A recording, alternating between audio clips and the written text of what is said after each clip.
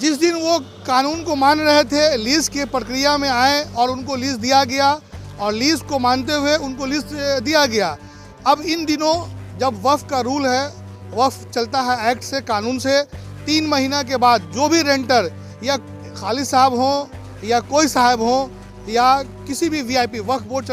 चलता है कानून से, ज़ाब्ते से, 3 महीने के बाद अगर किसी भी वक्फ स्टेट के मुतवल्ली, सेक्रेटरी या रेंटर के यहाँ अगर ड्यूज़ होगा पैसा तो उस पर जो है बोर्ड कार्रवाई करती है और इन पर भी कार्रवाई हुई है जो इन्होंने रेंट। नाम सिमाब है, आप न्यूज़ फॉर नेशन देख रहे हैं। बिहार सरकार में जो वक्फ की प्रॉपर्टी है उस पर जो अधिग्रहण होता है, जो नाजायज़ कब्जा होता है, उसको लेकर के ट्रिब्यूनल कोर्ट है और सरकार हमेशा ये चाहती है कि जो ज़मीन वक्फ की गई है उस पर किसी तरह का नाजायज़ कब्जा ना हो और इसको लेकर के लगातार सुन्नी वक्फ बोर्ड की तरफ से मीटिंग में ये बात दोहराई जाती है और पूरे राज्य के हर ज़िले में जहाँ जहाँ वक्फ की प्रॉपर्टी है उसकी हिफाजत को लेकर के हमेशा ये योजना बनाई जाती है और चेयरमैन का बाज़ाब्ता बयान भी आता है। लेकिन अभी हाल के दिनों में JDU MLC doctor Khalid Anwar ने जो लीज पे ज़मीन ली थी, पटना में वक्फ बोर्ड की ज़मीन थी, उसको लेकर के नया आदेश सुन्नी वक्फ बोर्ड ने जारी किया। हमारे साथ बात करने के लिए पटना ज़िला वक्फ बोर्ड के अध्यक्ष हैं अब्दुल बाकी साहब। ये कैसा आदेश है कि अपनी ही पार्टी के लीडर के ज़मीन पर बुलडोजर चलाने का आदेश आप लोगों ने दे दिया? बहुत बहुत शुक्रिया न्यूज़ फॉर नेशन। कम से कम अक़लियतों के सबसे बड़े इदारा सुन्नी वक्फ बोर्ड के इशू पर जो आपने पहल किया, इसके लिए मुबारकबाद और बहुत शुक्रिया आपका। खालिद अनवर साहब, मैं आपको एक बात आपके नॉलेज के लिए मैं ये शेयर करूँ आपसे कि खालिद अनवर के नाम पर कोई लीज़ है ही नहीं। वो अज़ियाबाद प्रिंटर की जो है नाम पर है वहाँ, ये कुम्हाड़ में, और अज़ियाबाद प्रिंटिंग प्रेस जो चल रहा है उसके ऑनर खालिद साहब नहीं है, उसके ऑनर शायद उनके रिश्तेदार हैं, लेकिन उनके नाम पर वो लीज़ नहीं है। और खालिद अनवर साहब हों या बिहार सरकार में, वो तो एमएलसी हैं, किसी तबके के किसी टाइप के हों आदमी, एमएलए हों, एमएलसी हों, ये न्याय की सरकार है और बिहार राज्य सुन्नी वक्फ बोर्ड के चेयरमैन या बिहार के मुखिया श्री नीतीश कुमार जी कार्रवाई करेंगे और किए हैं और उन पर इंक्रोचमेंट का मामला वक्फ बोर्ड ने किया है और इंक्रोचमेंट के तहत उन पर कार्रवाई अज़ियाबाद प्रिंटिंग पर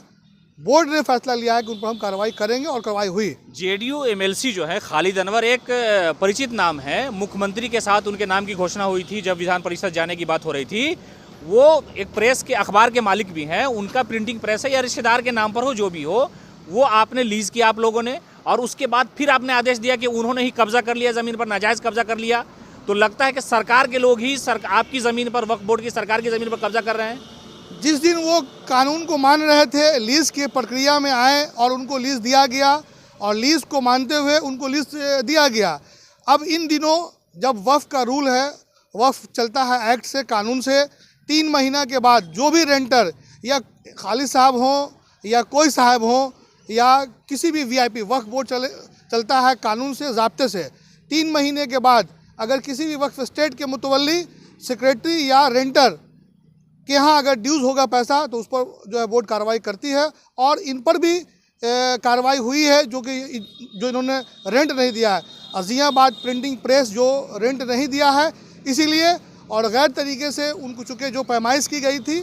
उनको जितना जगह दिया गया था उससे ज़्यादा ही अज़ियाबाद प्रिंटिंग प्रेस ने इंक्रोचमेंट किया, उन पर इंक्रोचमेंट का केस होगा और केस करके उन पर कार्रवाई की जाएगी। खालिद साहब पर नहीं, अज़ियाबाद प्रिंटिंग प्रेस पर। राजनीति में ऐसा कहा जाता है कि बुलडोजर चलाने के लिए उत्तर प्रदेश के मुख्यमंत्री योगी आदित्यनाथ मशहूर हैं।